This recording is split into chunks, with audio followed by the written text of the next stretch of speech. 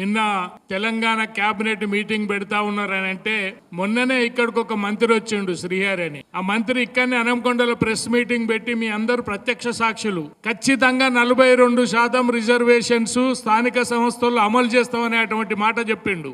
ఆ చెప్పినటువంటి మాట మొన్న మాట చెప్పిండు. నిన్న మంత్రివర్గ సమావేశం అయింది. ఇవాళ పత్రికలలో చూస్తే ఏమొస్తున్నదంటే 42 కాదు 60% మా పార్టీ పరంగా రిజర్వేషన్లు ఇస్తా అని చెప్తున్నారు స్థానిక సంస్థలు సర్పంచ్ ఎన్నికలల్లా. నేను ఒక్కటే అడుగుతున్నా, ఈ రాష్ట్రంలో తెలంగాణ ప్రజలు ఎవరు కూడా మాకేం రిజర్వేషన్లు ఇస్తారని అడగలేదు. మీరే కర్ణాటక ముఖ్యమంత్రిని సిద్ధరామయ్యని తీసుకొచ్చి కామారెడ్డిలో ఒక పెద్ద బహిరంగ సభ పెట్టి ఈ రాష్ట్రంలో బడుగు బలహీన వర్గాలంతా రాజకీయంగా ఆర్థికంగా సామాజికంగా వెనుకబడిపోయి ఉన్నారు. మా రాహుల్ గాంధీ సాక్షిగా కాంగ్రెస్ పార్టీ సాక్షిగా 42% రిజర్వేషన్లు స్థానికల్లో సంస్థల్లో ఇస్తామని చెప్పి మీరే ప్రకటించి ఆనాడు తెలంగాణ ప్రజానీకాన్ని అంతా కూడా మోసం చేసినటువంటి విషయాన్ని ఈ సందర్భంగా గుర్తు చేస్తున్నా. నేను అంటున్నా, అసలు స్థానిక సంస్థల సర్పంచ్ల వాటికి వచ్చేటానికి వాటికి ఏం టిక్కెట్లు లేవు, పార్టీలు లేవు.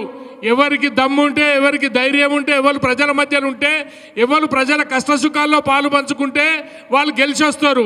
నువ్వు అన్నట్టు నీ 42 కాదు, రేపు 90% బలహీన వర్గాల బిడ్డలు గ్రామాలల్లో సర్పంచులు కానీ, జడ్పీటీసీలు కానీ, ఎంపీటీసీలు కానీ, కౌన్సిలర్లు కానీ గెలిచొచ్చే అవకాశం ఉన్నది. మీరు అబద్ధాలు చెప్పి మోసం చేసి దగా చేస్తే ఇప్పటికి కూడా ఏం తెలుస్తలేదు. ప్రజలు మేము ఏం చెప్తాను నమ్ముతాను అనేటువంటి దుర్మార్గమైనటువంటి ఆలోచనను మానుకోవాల్సినటువంటి అవసరం ఉన్నది. నేను అడుగుతున్నా, పిసిసి ప్రెసిడెంట్గా ఒక 100 సార్లు చెప్పిండొచ్చు, ఖచ్చితంగా 42% రిజర్వేషన్లు మేము అమలు చేసి తీరుతామనేటువంటి మాట.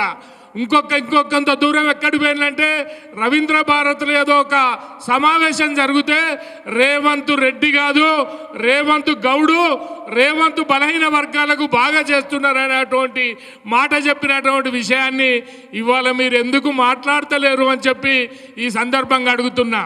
ఏ రాహుల్ గాంధీ అయితే రాజ్యాంగాన్ని పట్టుకొని దేశం అంతా తిరుగుతూ ఉన్నారో ఆ రాజ్యాంగ పరంగా పార్లమెంటులో 9వ షెడ్యూల్లో పెట్టి బీసీలకు 42% రిజర్వేషన్లు కల్పించేదాకా ఈ తెలంగాణలో పోరాటం చేయాల్సిన అవసరం ఉన్నది.